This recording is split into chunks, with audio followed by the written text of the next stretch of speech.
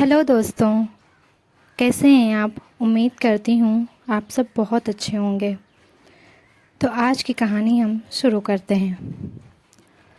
महल में लोगों के दिन बहुत खुशी से गुजर रहे थे, क्योंकि वहाँ का राजा अपनी पत्नी को बहुत प्यार करता था। रानी भी राजा को बहुत प्यार करती थी। उनके दो बेटे थे जो चतुर थे, अच्छे थे और अपने माता पिता की आज्ञा का पालन करने वाले थे। वे सब यह सोचते थे कि उनके माता पिता के जैसा दुनिया भर में कोई नहीं था। अब ऐसे में तो खुशी का रहना ज़रूरी था, जब तक कि यमराज ने अपने कुत्तों को उनमें से एक को अपने नरक में लाने के लिए न भेजा होता। रोज़ सुबह राजा को थोड़ी देर के लिए अपनी पत्नी के साथ महल एक बरामदे में बैठने की आदत थी। अपने इस शांत समय में वे दोनों चिड़ियों के एक जोड़े को अपने बच्चों के लिए खाना ले जाते देखते रहते। एक दिन उन्होंने देखा कि एक नई चिड़िया कुछ और चिड़ियों के साथ अपनी चोंच में कुछ कांटे दबाए उस घोंसले की तरफ उड़ी जा रही थी। राजा को यह जानने की बड़ी उत्सुकता हुई कि वहाँ क्या हुआ था।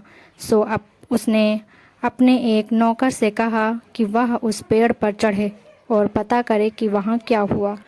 वहाँ जाकर नौकर को पता लगा कि उस घोंसले के चिड़े की पत्नी मर गई थी और उसने दूसरी शादी कर ली थी। अब नई चिड़िया जो घर में आई थी वह अपने सौतेले बच्चों को कोई काम नहीं करना चाहती थी। उसने सोचा कि अगर वह उनके खाने के लिए बाहर से कांटे ले आएगी तो वह मर जाएंगे और वह उनकी सेवा करने से बच जाएगी। उसने ऐसा ही किया और वो कांटे खाकर वे बच्चे मर गए। वे सब अपनी माँ की लाश के ऊपर पड़े हुए थे। जब राजा और रानी ने यह सुना तो वे बहुत दुखी हुए। राजा बोला, क्या हमारे और चिड़िया के साथ ऐसे ही होता है? रानी बोली, हाँ, होता तो ऐसा ही है, पर हमारे साथ ऐसा नहीं होना चाहिए। प्रिय, मुझसे वादा करो कि अगर मैं तुमसे पहले चली जाऊं तो कुछ फिर कभी दोबारा शादी ना करना। राजा बोला, प्रिय, अपना हाथ दो, मैं तुम्हारा हाथ पकड़कर कसम खाता हूँ कि तुम जिंदा रहो या मर गई हो, मैं कभी दूसरी शादी नहीं करूँगा, ताकि कहीं ऐसा न हो कि हमारे दोनों बच्चों को भी इसी तरह का कुछ सहन करना पड़े जैसे इन चिड़िया के बच्चों को सहना पड़ा है। कह कह कर राजा ने रानी को ढांढस बंधाया। रानी भी यह सब सुनकर शांत हुई और राजा को पहले से भी ज़्यादा प्यार करने लगी। पर इत्तेफाक की बात की इस घटना के कुछ दिन बाद ही रानी चल बसी। राजा तो उसके बिना इतना दुखी हो गया कि लोगों ने सोचा कि अब तो वह भी मर जाएगा। कुछ समय बीत जाने पर वह कुछ संभला और देश का राज्यकाज संभालने लगा। कुछ और समय बीत जाने पर उसके वजीरों, दरबारियों और दूसरे कुलीग लोगों ने उससे दूसरी शादी करने की प्रार्थना की। जैसा कि सोचा जा सकता है, उसको यह काम करने में ज़रूर ही बहुत परेशानी हो रही होगी। पहले तो राजा उनसे बात ही नहीं करते थे, पर वे भी अपनी प्रार्थना लगातार करते ही रहे। यहाँ तक कि उन्होंने राजा से दोबारा शादी करने के लिए हाँ करवा ही ली। उनके एक वजीर की बेटी का उनके लिए प्रस्ताव आया और राजा ने उसको स्वीकार कर लिया। जल्दी ही उन दोनों की शादी हो गई। अब दुख के दिन शुरू हुए। जैसे कि उम्मीद की जाती थी, नई रानी दोनों राजकुमारों से जलने लगी और उनके खिलाफ कुछ जाल रचने लगी। राजकुमारों ने उसकी इच्छाओं को ध्यान में रखते हुए उसको खुश रखने की बहुत कोशिश की। कभी उसकी इच्छाओं के खिलाफ जाने की ज़रूरत नहीं की थी, पर सब बेकार। रानी उन दोनों से बहुत नफरत करती थी और उसको उस दिन की इच्छा भी थी जब वह उनको देश से बाहर निकालकर बर्बाद कर देगी। उसने उतने समय तक इंतज़ार किया जब तक उसने यह नहीं देख लिया कि राजा उसको बहुत प्यार करता है और वह उसके लिए कुछ भी कर सकता है। तब उसने राजा से राजकुमारों की अपनी साथ बुरा व्यवहार करने की और अपना कहना ना मानने की शिकायतें करने शुरू कर दी। इसके अलावा उसने उससे यह भी कहा कि अगर राजा उसको इतना प्यार ना करता तो वह उनका ऐसा व्यवहार बिल्कुल नहीं सह सकती थी। राजा यह सुनकर बहुत गुस्सा हुआ। उसने तुरंत ही अपने आदमियों को हुक्म दिया कि वे उसके दोनों बेटों को सबकी आंख बचाकर जंगल में ले जाकर मार दे। बच्चों को अपने पिता के हुक्म के ऊपर कोई सवाल पूछने की आदत नहीं थी, सो वे दोनों बच्चे सिपाहियों के साथ खुशी खुशी चले गए। उनको पिता के बेरहम हुक्म का तो पता नहीं था। उन्होंने सोचा कि शायद उनके पिता ने उनको जंगल में घूमने के लिए भेजा होगा। जब वे सब जंगल में एक जगह पहुँचे तो सिपाहियों ने अपनी अपनी तलवारें निकाल ली और उनको मारने के लिए ऊपर उठाया तो बच्चों को बहुत आश्चर्य हुआ। उनको पता ही नहीं चला कि उन्हें क्या करना चाहिए। वे चिल्लाए, हे भगवान, हमारी सहायता करो। भगवान ने उनकी सुन ली। सिपाहियों की लोहे की तलवारें लकड़ी की तलवारों में बदल गईं और पत्थर दिल सिपाहियों के दिल में दया भर गई। उनसे उन नन्हे बच्चों को मारा नहीं गया, उन्होंने उन्हें छोड़ दिया। उनके प्रति भगवान को उसकी दया के लिए धन्यवाद देते हुए दोनों राजकुमार अपने अपने घोड़ों पर सवार होकर वहां से जितनी तेजी से भाग सकते थे भाग लिए। कुछ देर बाद वे एक साफ पानी की नदी के पास आए तो उन्होंने सोचा कि वे वहां पर खाना खा लें और आराम कर लें। उन्होंने यह भी निश्चय किया कि वे दोनों एक साथ नहीं सोएंगे। कहीं ऐसा न हो कि कोई डाकू आ जाए या फिर कोई जंगली जानवर आ जाए और उनको और उनके घोड़ों को खा जाए। इस प्लान के साथ बड़ा भाई पहले सो गया और छोटा भाई जागकर पहरा देने लगा। जब वह पहरा दे रहा था तो दो चिड़ियाँ सुडाबोर और बुड्राबोर वहां आईं और पास के एक पेड़ पर आकर बैठकर बातें करने लगी। सुडाबोर बोला, देखो, उस पेड़ पर जिसकी डाल उस नदी तक जा रही है, दो गाने वाली चिड़ियाँ बैठी हैं। क्या तुम्हें पता है कि वे कौन सी चिड़ियाँ हैं? बूढ़ाबोर बोला, हाँ, वे तो बहुत ही बढ़िया चिड़िया हैं। मैंने उनको यह कहते सुना कि जो कोई भी उनमें से एक का मांस खाएगा वह राजा बन जाएगा और वे दूसरे का मांस खाएगा वो वजीर बन जाएगा। वह सबसे ज़्यादा अमीर आदमी होगा और वह हर सुबह जहाँ भी लेटेगा वहाँ अपने नीचे की जगह पर इतने कीमती 7 जवाहरात पाएगा जिसकी लोग कीमत नहीं आंक पाएंगे। यह सुनकर छोटा भाई तो बहुत उत्सुक हो गया। उसने तुरंत ही उन दोनों को एक तीर मारा और मार दिया। फिर उसने दोनों चिड़ियों को पकाया। एक चिड़िया उसने खुद खाई और दूसरी चिड़िया भाई के लिए छोड़ दी। भाई जब सोकर उठा तो उसने छोटे भाई की वह छोड़ी हुई चिड़िया खा ली। अगली सुबह दोनों भाई फिर अपनी यात्रा पर चल दिए। रास्ते में छोटे भाई को अचानक याद आया कि उसका चाबुक तो वहीं रह गया। वह अपने इस चाबुक को बहुत पसंद करता था, सो वह उसे लेने के लिए वापस दौड़ गया। चाबुक उसको नदी के किनारे दिखाई दी गई। वह उसको उठाने के लिए अपने घोड़े से उतरने ही वाला था कि एक बहुत बड़ा ड्रैगन पानी में से बाहर निकल आया और उसने उसके पैर में काट लिया और वह बेहोश होकर ज़मीन पर गिर पड़ा। इस हालत में वह बेचारा कई घंटे पड़ा रहा। बड़ा भाई जब उसका इंतज़ार करते करते थक गया तो वह आगे चल दिया कि उसका छोटा भाई शाम तक उसको पकड़ लेगा। आगे चलकर वह एक शहर में पहुंचा तो वहां जाकर उसको पता चला कि वहां के राजा की अभी अभी मौत हो कर चुकी है और वहां की जनता उसके वारिस की खोज में है। ऐसा लगता था कि वहाँ का यह रिवाज था कि जब वहाँ का राजा मर जाता था तो एक हाथी को राजा चुनने के लिए भेजा जाता था। जिस किसी को भी वह हाथी चुन लेता था वहाँ के लोग उसी को अपना राजा मान लेते थे, चाहे वह कोई अमीर हो या गरीब, पढ़ा लिखा हो या गंवार, अपने देश को भाषा का हो या फिर किसी दूसरे देश या भाषा का। जब बड़ा राजकुमार वहां आया तो राजा को चुनने वाला यह हाथी वही चक्कर काट रहा था। जैसे ही उसने राजकुमार को देखा तो तुरंत ही उसको सिर झुकाया। 100 लोग उस राजकुमार को शहर के अंदर ले गए और उसको राजगद्दी पर बिठाकर राजा घोषित कर दिया गया। उधर छोटा राजकुमार भी होश में आ गया था।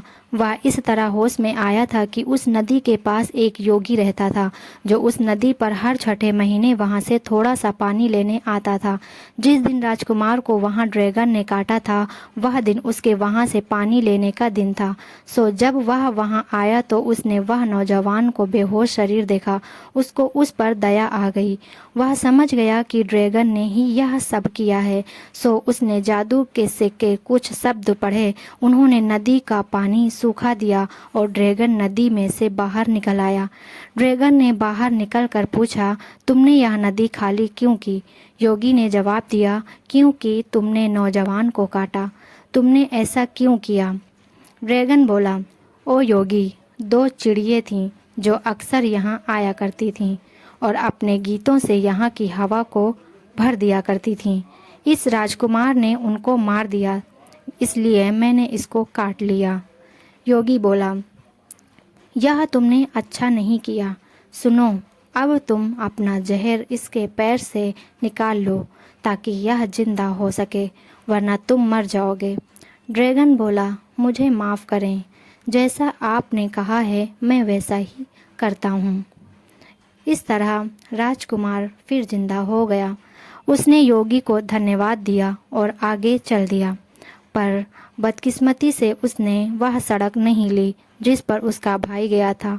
वह दूसरी सड़क पर चल गया।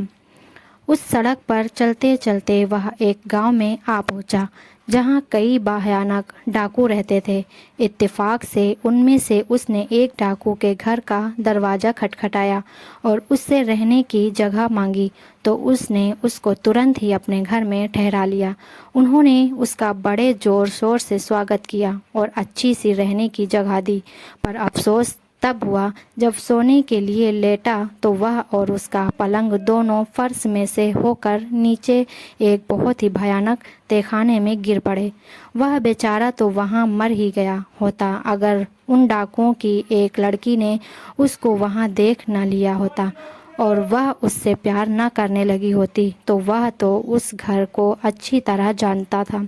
यह भांपते हुए कि अजनबी को इस कब्र में पसीना आ गया होगा, जैसे कि डाकू लोग उस जगह को कहते थे।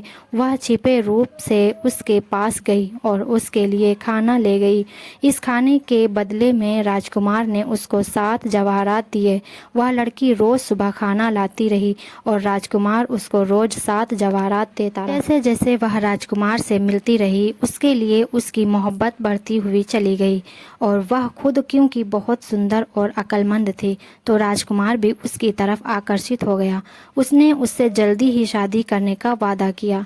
आखिर वे वहाँ से आज़ाद हो गए और वहाँ से जल्दी एक तेज घोड़े पर सवार होकर समुद्र की तरफ भाग गए, जहाँ वे एक जहाज़ पकड़कर वहाँ से निकल लिए, जो तभी किनारा छोड़ने वाला था। दूसरी सवारियों के साथ उस जहाज़ पर एक सौदागर भी था। उसको वह लड़की इतनी अच्छी लगी कि वह राजकुमार को मारकर उससे खुद शादी कर लेना चाहता था। इस प्लान के अनुसार एक दिन जब वह और राजकुमार नारखेल खेल रहे थे, सौदागर ने राजकुमार को समुद्र में धक्का दे दिया। खुशकिस्मती से उसकी पत्नी वही जहाज़ के एक हिस्से में खड़ी हुई थी। उसने देखा कि उसके पति का शरीर ऊपर से नीचे आ रहा है, तो उसने तुरंत ही अपने हाथ बढ़ा दिए और उसको बचा लिया। जब यह बात कि राजकुमार जहाज़ से गिर गया था सारे जहाज़ में फैली, तो यह सब जानकर जहाज़ पर काम करने वाले और उसमें यात्रा करने वाले दोनों ही बहुत दुखी हुए। राजकुमार ने अपनी पत्नी को मना कर दिया था कि जब तक वे अपनी जगह पर नहीं पहुंच जाते, इस मामले की खोज नहीं करनी है। इस तरह वह वहां छिपे छिपे रहता रहा। सौदागर इस मामले में राजकुमार की अपनी पत्नी के बाद अपने आप को सबसे ज़्यादा दुखी दिखा रहा था। खैर, फिर वह सौदागर जल्दी ही ठीक हो गया और उसने राजकुमार की पत्नी की तरफ ध्यान देना शुरू कर दिया और उससे अपने साथ शादी करने के लिए कहा। लड़की ने शादी 6 महीने के लिए यह कहते हुए टाल दी कि अगर 6 महीने तक उसके पति का कुछ पता नहीं चला तो वह उसके साथ शादी कर लेगी। कुछ महीने में ही जहाज़ अपनी जगह पहुंच गया। वहां पहुंचकर राजकुमार ने अपने आप को प्रकट किया और सौदागर पर इल्ज़ाम लगाया कि उसने उसको डुबोने की कोशिश की। इस बीच सौदागर को जेल में डाल दिया गया। जब तक उसके मुकदमे की सुनवाई होती है, इत्तेफाक से वे एक बहुत बड़े शहर के बराबर की जगह पर ही उतरे थे, जहां वह बड़ा राजकुमार राज कर रहा था। बड़ा राजकुमार उस समय अपने छोटे भाई के बारे में बहुत दुखी था कि उसका भाई इस समय कहाँ था। अपने आप को थोड़ी सी तसल्ली देने के लिए उसने अपने वज़ीर को कह रखा था कि वह रोज़ शाम को उसको एक कहानी सुनाए, क्योंकि उसका वज़ीर उसको दिन में जो कुछ सुनाता था उसी पर उसको अपनी कहानी सुनाता था। इसीलिए इस तरह से उसको यह आशा हो गई थी कि शायद उसको किसी तरह अपने भाई की खबर मिल जाए। जिस दिन जहाज़ किनारे पर लगा था, इस वजीर की बेटी समुद्र के किनारे गई थी, जहां उसको राजकुमार और उसकी पत्नी और नीच सौदागर की अजीब कहानी सुनने को मिली। वह कहानी उसने कर अपने पिता की सुना दी। अगली शाम को वजीर ने वह कहानी राजा को सुना दी। राजा को यह कहानी सुनकर बहुत उत्सुकता हो गई, तो उसने अपने वजीर से कहा, राजकुमार और उसकी पत्नी कहाँ हैं? उसको तुरंत ही हमारे सामने पेश किया जाए। मुझे लगता है कि मुझे अपना इतने दिनों का खोया हुआ भाई मिल गया। राजकुमार और उसकी पत्नी को तुरंत बुलाया गया। तुम लोग सोच सकते हो कि दोनों भाई इतने दिनों के बाद मिलकर कितने खुश हुए होंगे। वे दोनों आपस में गले मिलकर बहुत रोए। छोटे राजकुमार को उस देश का वजीर बना दिया गया और सौदागर को फांसी लगा दी गई। कुछ साल बाद उसके पिता के कुछ दूत उस देश में आए और उन्होंने बताया कि राजा उन लोगों को देखना चाहता था। जब उसको अपनी नीच पत्नी की नीच हरकत का पता चला तो उसने उसको मार दिया। यह सुनकर दोनों भाई अपने पिता से मिलने तुरंत ही चल दिए। वे लोग वहां सुरक्षित पहुंच गए और जाकर अपने पिता से मिले। अब दोनों आपस में मिलकर बैठे। कुछ समय बाद ही राजा मर गया। बड़ा राजकुमार उसके वारिस की हैसियत से उस देश का राजा बन गया और छोटा राजकुमार उस देश को राजा बन गया जहां उसका बड़ा भाई राज करता था। दोनों राजकुमार बहुत फले फूले और अपनी होशियारी, न्याय और दया के लिए मशहूर हो गए। अगर हमारी ये आज की कहानी आपको पसंद आई हो तो लाइक, शेयर और सब्सक्राइब ज़रूर करें। अगली वीडियो के लिए हम कल मिलते हैं। तब तक के लिए अपना ख्याल रखिए और दुआ में मुझे याद रखिए। तब तक के लिए बाय।